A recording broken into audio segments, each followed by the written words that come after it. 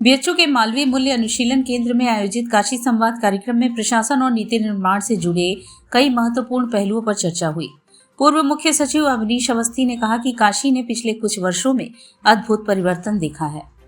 उन्होंने याद किया कि पहले वे अपनी पत्नी मालिनी के साथ बनारस की पुरानी गलियों में सहजता से घूमते थे, लेकिन अब शहर की बनावट, सुविधाएं और गतिशीलता बिल्कुल बदल चुकी हैं।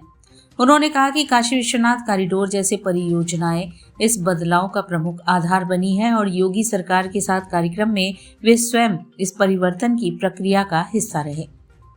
श्री अवस्थी ने बताया कि स्वतंत्रता के 100 वर्ष पूरे होने पर वर्ष 2047 तक विकसित भारत की परिकल्पना तैयार की गई है। इस दिशा में शिक्षा की गुणवत्ता और लर्निंग आउटकम को बेहतर बनाना प्राथमिक आवश्यकता है। उनके अनुसार मजबूत और जागरूक छात्र ही देश को आगे बढ़ा सकते हैं। उन्होंने यह भी कहा कि बायोगैस उत्पादन में आज उत्तर प्रदेश देश में पहले स्थान पर है, जबकि पीएम सोलर मिशन के तहत चौथे नंबर पर है।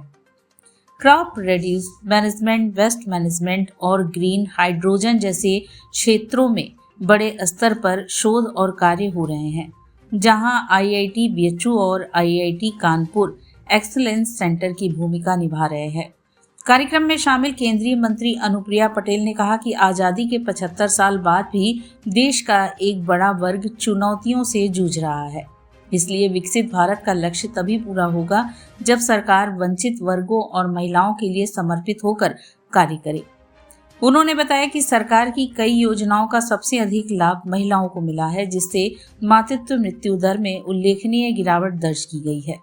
पर्यावरण संरक्षण को लेकर उन्होंने कहा कि भारत अपने वैश्विक दायित्वों का सबसे ईमानदारी से पालन कर रहा है। 2070 तक नेट जीरो कार्बन उत्सर्जन और 2030 तक 50% ऊर्जा खपत कम करने का लक्ष्य इसी दिशा में महत्वपूर्ण कदम है।